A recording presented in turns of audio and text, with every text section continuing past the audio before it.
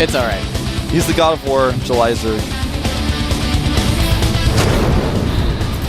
Thanks again, of course, to Hot 6 for providing energy to this tournament. And down here at the bottom left, some call him the King of Zergs. Started July. Well, I said dethroned, so I was like, king, and then I was like, wait a minute, no. Well. He's the god of war, gods of war. They don't have time to sit on thrones. They just, they have wars to fight. And up here at the top right, will he take the crown from July Zerg? All right already. I'm sorry, just kidding. I'm not trying to make fun of you. I know. All right, well, there's Leenock. FXO Leenock. Both these players, like you said, in StarCraft 2 are silver medalists, never able to grasp the gold. Leenock doing a lot better in his finals than July, and of course in a more recent final than July, so... Yep. Leenock. Hearts, he says, foreign fans. It's basically saying he looks cute. Cupta. Nice. So we have a very quick expansion coming out here from Leenock, by the way, whereas July Zerg is opting to go for the pool first. He's already making some Zerglings. And he's going to have to either do some damage with those, put some pressure on, or he's going to be having some catching up to do as he's going to be behind in economy. And this is, I would say, kind of a symbol of how these guys play in general. July Zerg, in general, likes to be very aggressive, likes to put pressure on his opponents in any matchup, whereas Leenock is much more comfortable in a macro game, I feel. Yeah.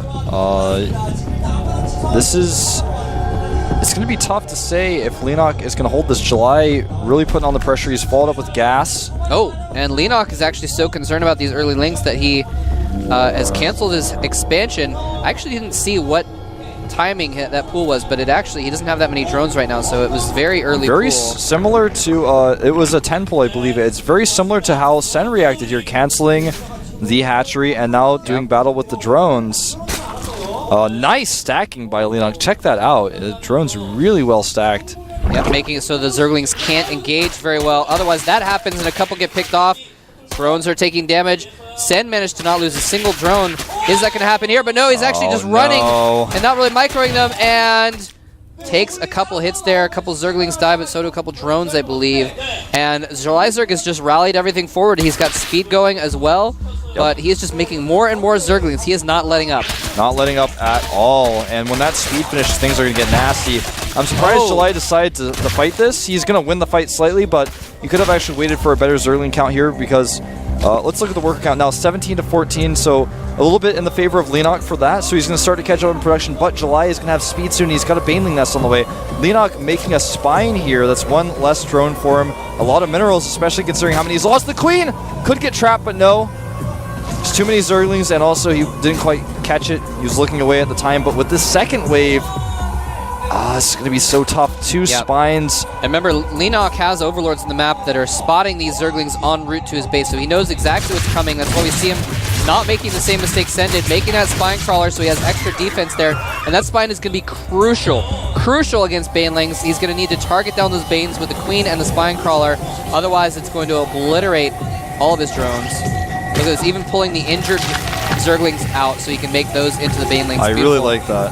I like that. That's a smart choice. And Speed is about to finish here. He's going to dart in, and the Banelings are going to not only kill drones and force drones off the line, but they will soften up the spine. Now notice Leenock has made his Baneling Nest and his Evolution Chamber in such a way that it's difficult to get the Banelings in there, but he's going to try. Oh, and the Queen's blocking the hole as well, but they go on the side. Oh my God! Huge drone kills there. The rest of the drones are softened up, forced to cancel the Evo Chamber because he's so low on drones. If the Zerglings follow up, they could kill the rest of those drones, but no, he's actually just going to expand off of this. Oh man, I don't know why I didn't go in with the Zerglings. Yeah, there's like all of Leenock's drones have one shot left on them. I wish he made just 4 more Banelings at least and went in, but either way, it's 21 to 12. July Zerg with the hatchery a third of the way done, and he's got the ability to continue aggression with Banelings if he wants. He's got gas to mine. He can even make a Roach Warren when that hatchery finishes up.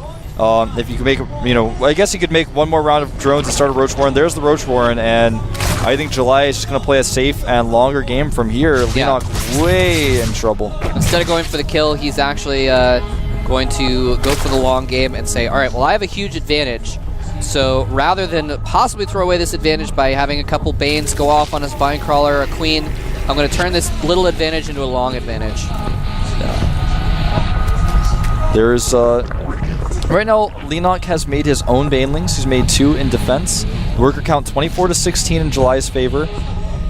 And it looks like Leenock is actually going to attack. Oh, he's going to all in. He needs He's going to send his Spines and his Queens slowly across the map. Might even send his drones. And he's just going to go for one huge attack. Banelings blowing up on each other there. Leenock is totally botching this. He wasn't paying attention. He lost a lot of his Zerglings. And the Banelings morphing are going to take so many hits. Oh, and the Banelings do spawn. I'm sorry, get canceled back into Zerglings, but they're still injured. I have to say, Leenock, if he's going to commit to something like this, needs to be a little bit more careful. He's morphing his Banelings in sight of the Overlord, and July knows what's up. He's just going to make more Banelings of his own. He's got the better economy.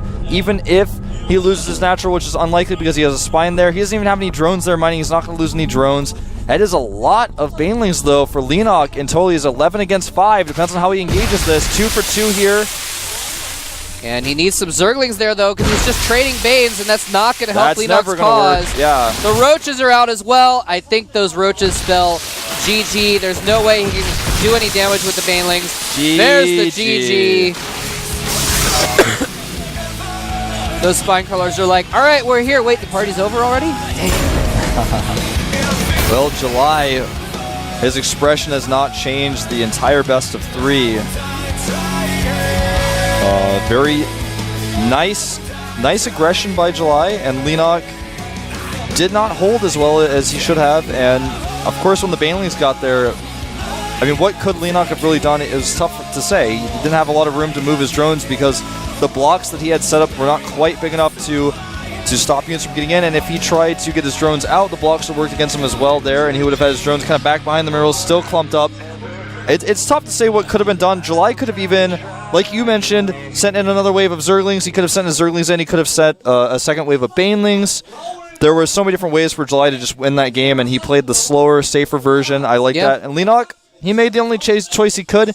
Totally botched it, though. Lost his first wave of Zerglings to Banelings. He must not have been looking. Yeah. And then he traded 2 for 2, and sometimes like 1 for 2. It was bad. Yeah. I mean, 2 for 3. 1. Yeah, like he's lost 2 of his Banelings, killing 1 Baneling of his opponent.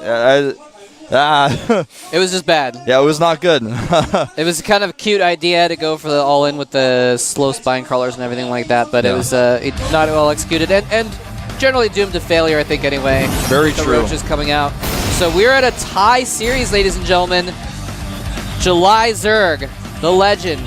He has been playing RTS for so long. He wants to prove himself here again in StarCraft 2. I feel like Leenock is like an NPC from like Banjo-Kazooie right now. He just has has these like repeated motions he's doing with his hot packs. He's like jiggling his hands. You know what I'm talking? Did you ever play Banjo-Kazooie? I didn't. I'm sorry. You know, there's like these NPC characters that just kind of like wobble around before you go and talk to them. They have like a weird pattern of motion, but like they're not accomplishing anything with their motion. That's like what Leenock was doing just then in the booth. Anyways, I don't know what to say, man. I'm sorry, I never played that game. We're going to jump into Game 3. Only one will advance. Will it be the God of War, July Zerg, or will it be the Leenock from FX Open? This is the GSL Code A.